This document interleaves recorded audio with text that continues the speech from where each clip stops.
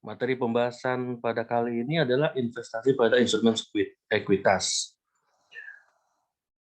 Sebenarnya materi ini sudah di-share juga di e-learning, namun untuk pemahaman lebih lanjut untuk video pembelajaran, file PDF-nya saya terjemahkan dalam bentuk Excel supaya langkah-langkah perhitungannya menjadi lebih jelas dan mudah dimengerti bagi teman-teman semua.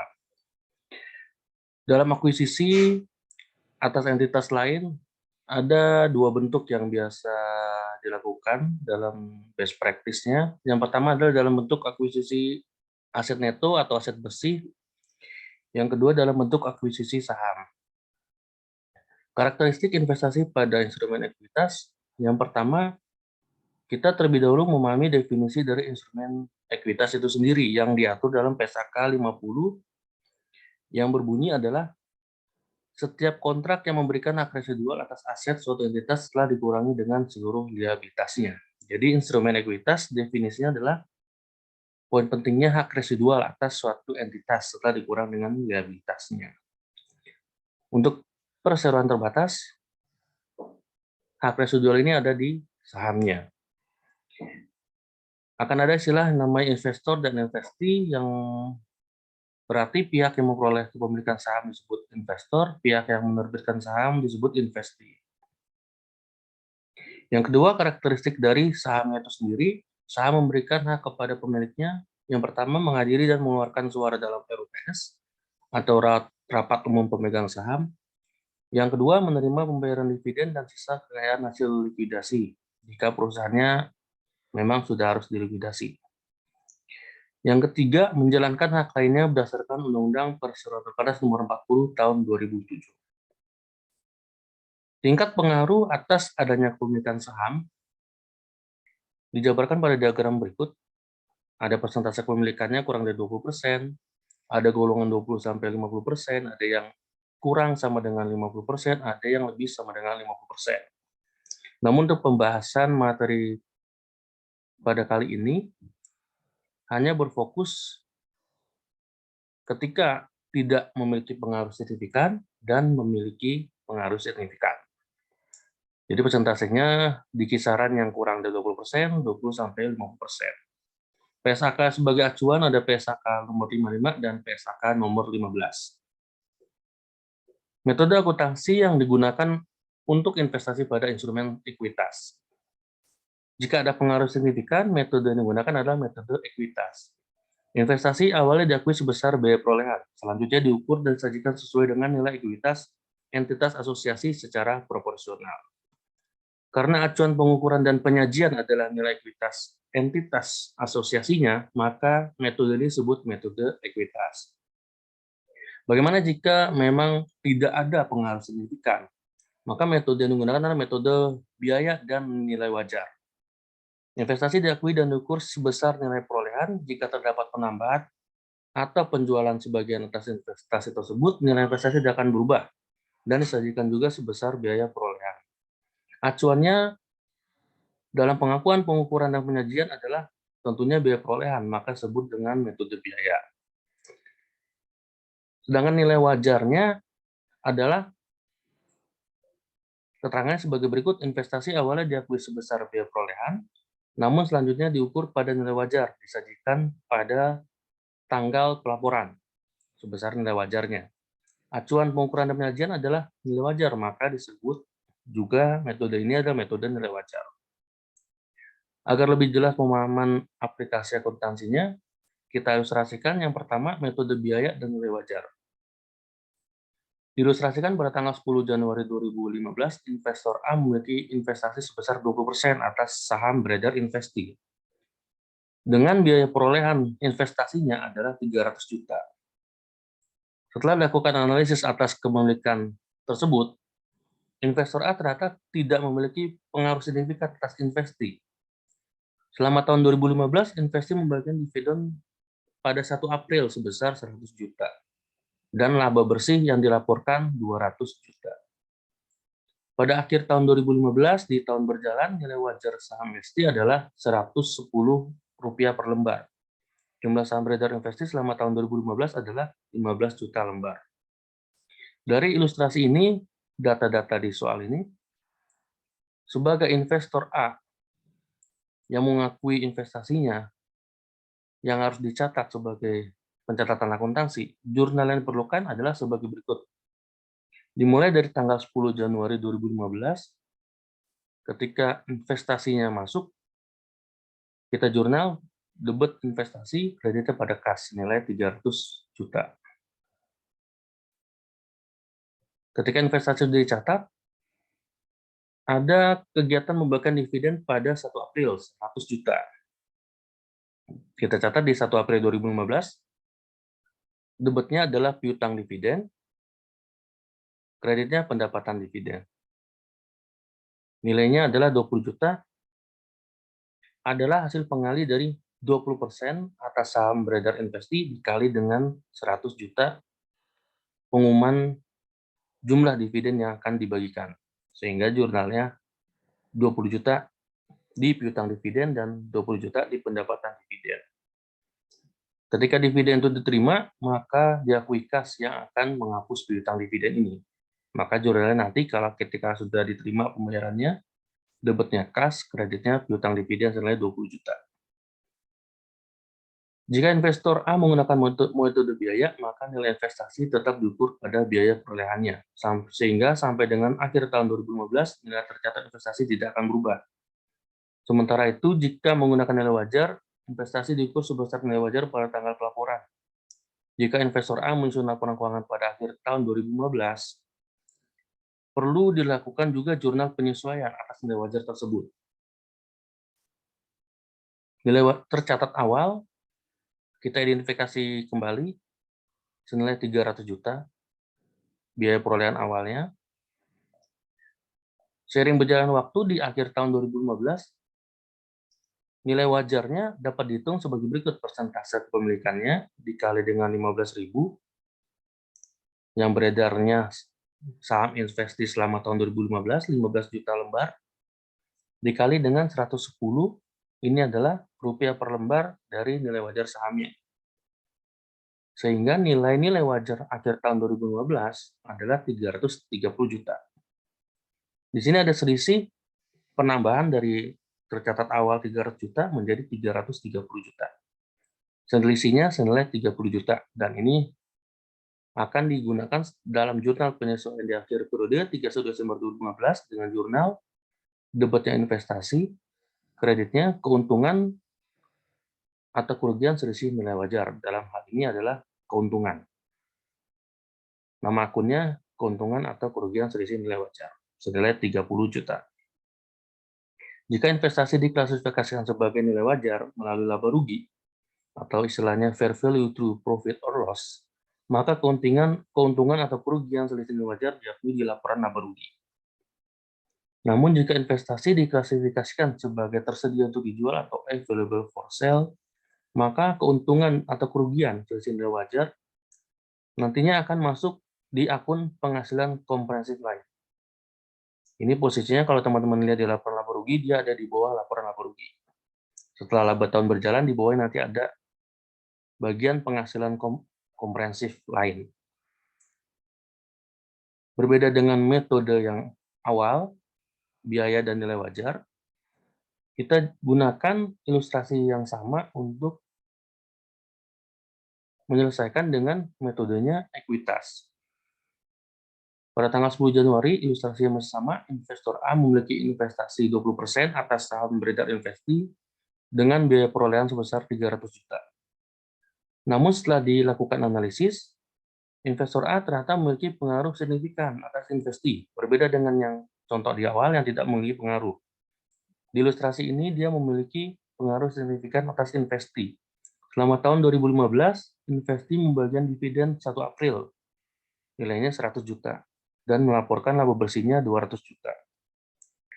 Serta ada pengakuan surplus revaluasi atas aset tetap. Jadi aset tetapnya kebetulan nih dinilai kembali, ada revaluasi, dan ternyata hasilnya ada penambahan senilai 30 juta.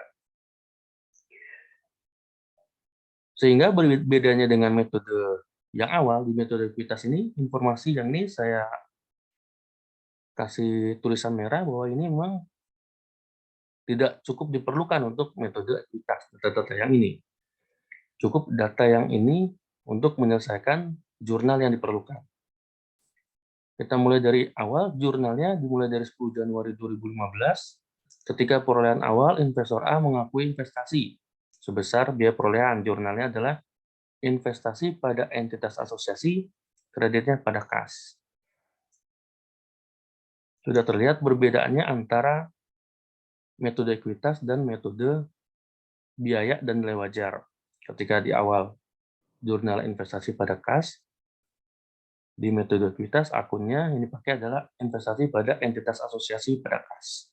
Senilai 300 juta. Pada 1 April, pada pengumuman dividen, jurnalnya piutang dividen pada investasi entitas asosiasi di kredit. Tentunya ini harus mengalihkan persentase atas saham beredar investi, 20% dikali jumlah dividen dibagikan 100 juta. Nilainya 20 juta. Dividen diterima, maka kas akan menggantikan akun dari piutang dividen yang akan berpindah di posisi kredit. Jurnalnya kas pada piutang dividen 20 juta.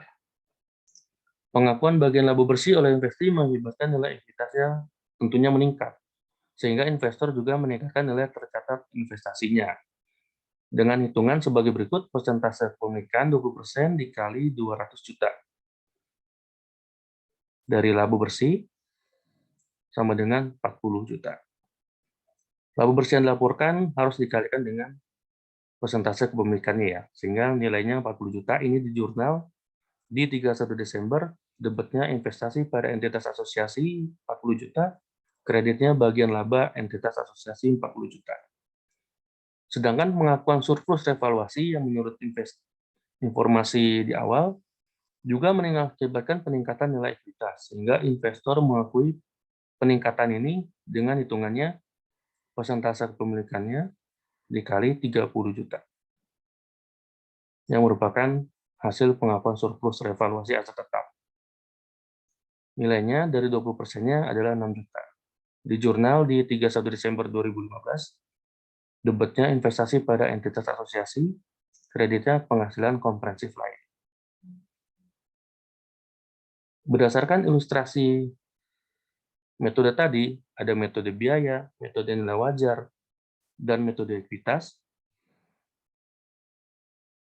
Disajikan perbandingan seperti berikut dalam hal jurnalnya. Ketika transaksi perolehan, metode biaya investasi pada kas, jika metode nilai wajar investasi pada kas, namun ketika metode ekuitas investasi pada entitas asosiasi, kreditnya kas. Demikian juga perbedaannya ada di transaksi lainnya ketika penerimaan dividen, laba bersih investi, rugi bersih investi, penghasilan komprehensif lain dari investi, rugi komprehensif lainnya, penyesuaian nilai wajar keuntungan. Di sini teman-teman bisa lihat terdapat perbedaan jurnal-jurnalnya.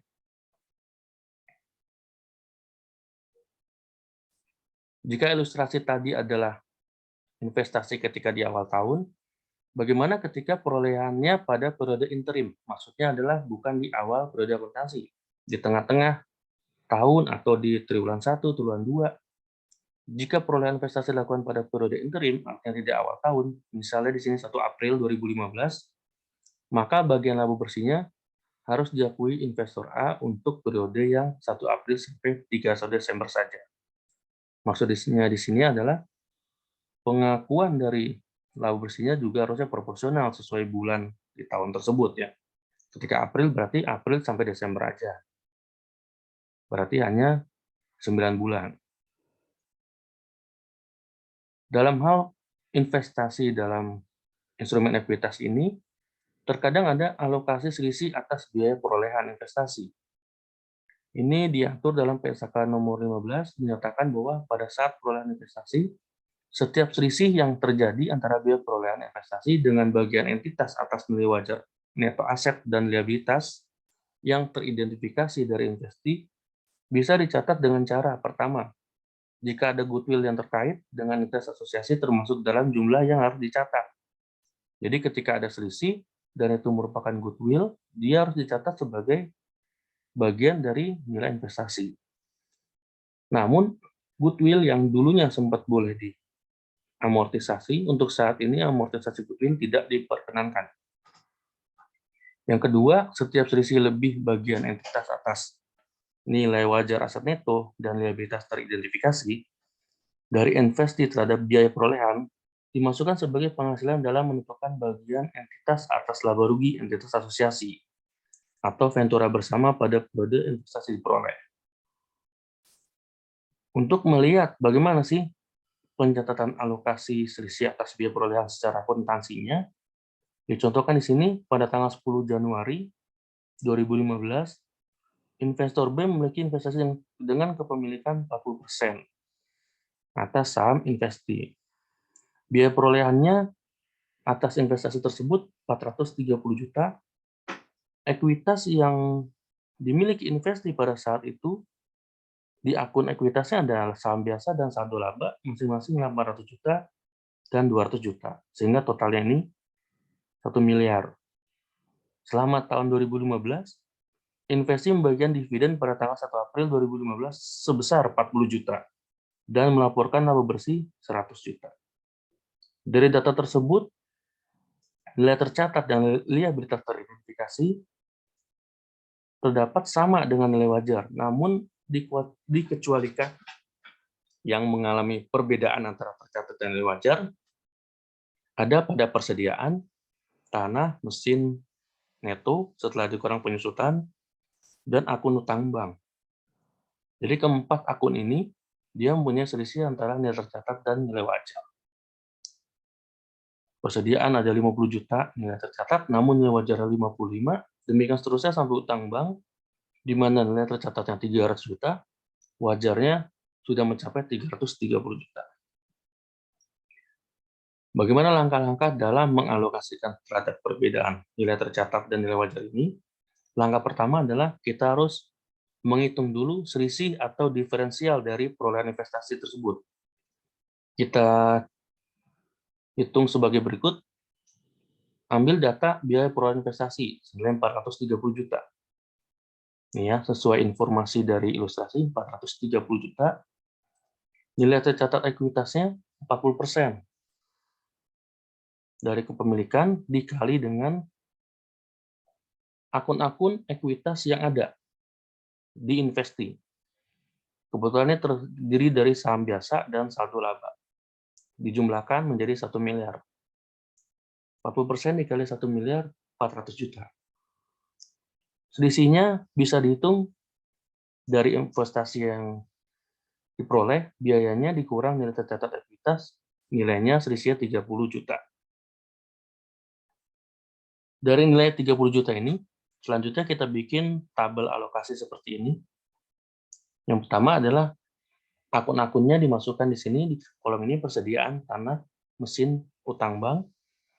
Kemudian kolom berikutnya adalah selisihnya senilai berapa rupiahnya, kita lihat sini. Contoh persediaan 55 dikurang 50 juta, hasilnya 5 juta. Lanjut ke tanah, 500 juta, tercatat wajarnya 600, sehingga selisihnya 100 juta.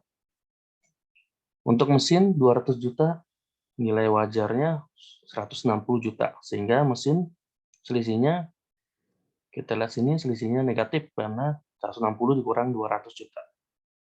Perlu teman-teman ketahui bahwa yang tiga ini adalah akun aset, sehingga mencari selisihnya adalah nilai wajar dikurang nilai tercatat untuk akun-akun aset.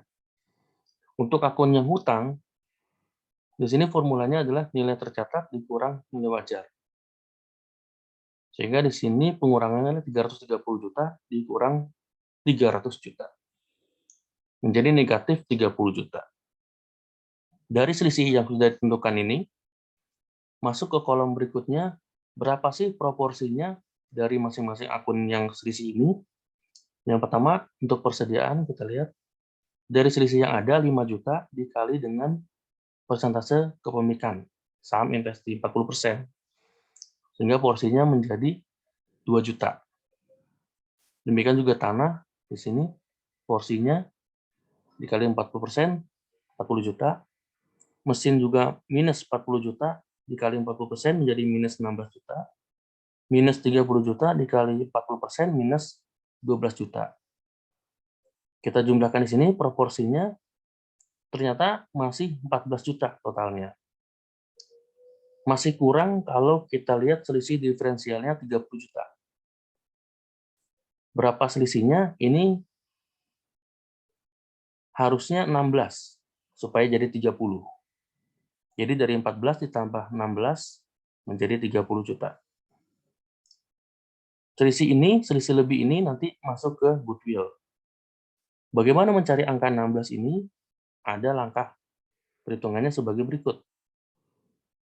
Di sini selisih total 35 juta yang sudah kita jumlahkan nih, 35 juta.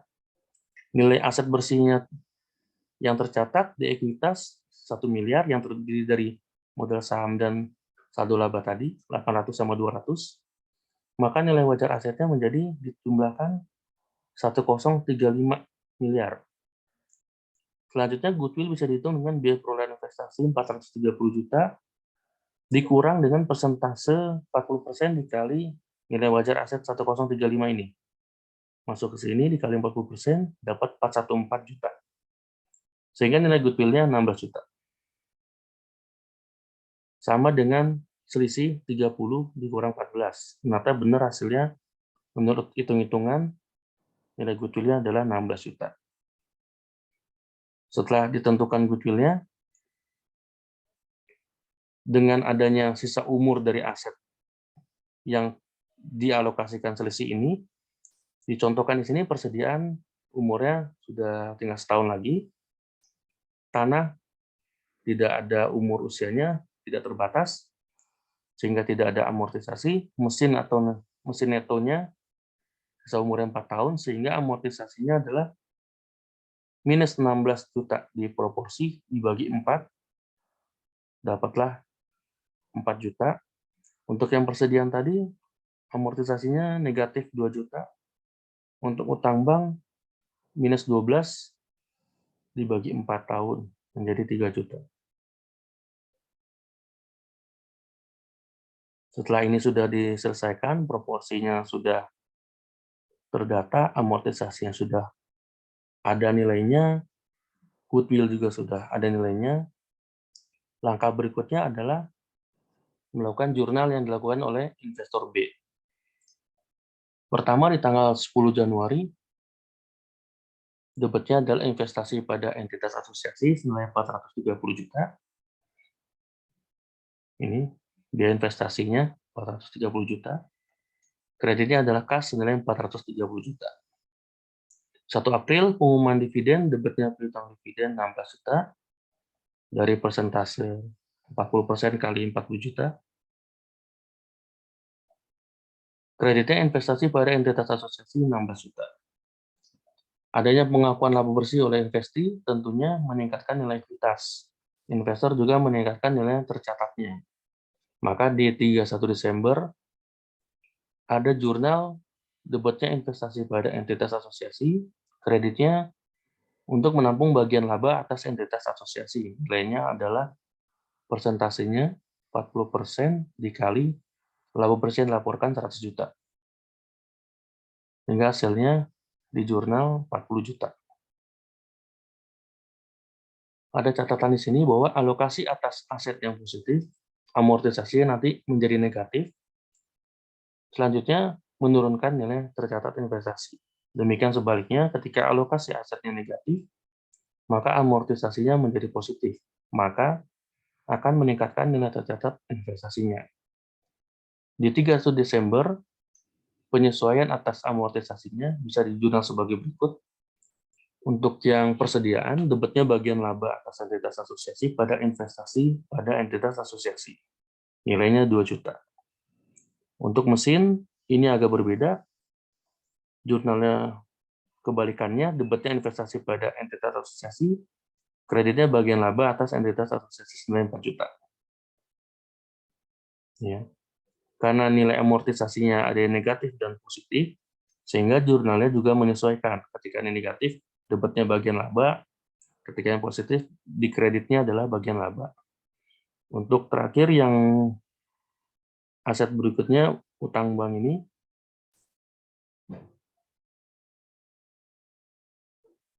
Di jurnal, investasi pada entitas asosiasi 3 juta, bagian laba atas entitas asosiasi 3 juta.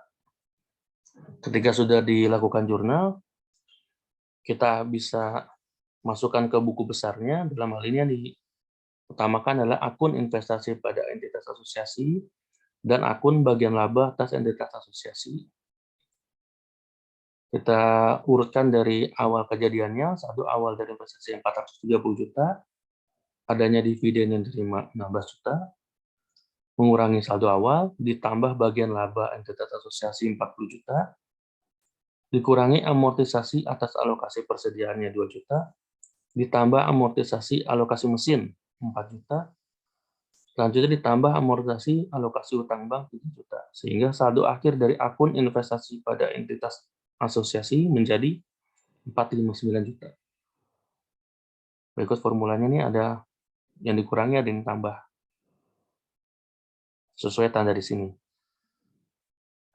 Untuk akun bagian laba atas entitas asosiasi, dari awal, bagian laba entitas asosiasi yang 40 juta, ini dari awal, dikurangi amortisasi atas alokasi persediaan 2 juta, ditambah amortisasi alokasi mesin 4 juta, ditambah amortisasi alokasi utang bank 3 juta. Sehingga saldo akhir dari akun bagian laba atas entitas asosiasi di akhir tahun 2015 menjadi 45 juta. Tampilan di buku besarnya ada sebagai berikut. Dalam akun T sederhana, di sini akunnya investasi pada entitas asosiasi, di kiri ada posisi debit, di kanannya kredit. Namun sini ada, saya berikan rumus untuk memudahkan rekap dengan sum if. Di kolom debitnya ternyata untuk akun investasi pada entitas asosiasi nilainya 477 juta, yang kreditnya dicoba dijumlahkan melalui rumus sum if, ada 18 juta, sehingga nilai lebihnya ada di posisi debit, sehingga saldonya adalah selisih debit kurang kredit menjadi 459. Dan ini sama dengan yang kita hitung sebelumnya. Nah, sini nilainya sama. Demikian juga yang tampilan buku besar akun T sederhana dari akun bagian laba atas entitas asosiasinya, debitnya 2 juta, dari sini dengan rumus sum if, kreditnya dengan rumus sum if juga, nilainya 47 juta. Sehingga saldonya ada di posisi kredit, karena masih ada nilai lebih di kredit, selisihnya menjadi 45 juta. Dan ini saldonya juga sama dengan hitungan tadi sebelumnya, 45 juta. Demikian materi yang disampaikan. Selamat belajar, sampai bertemu pada materi berikutnya.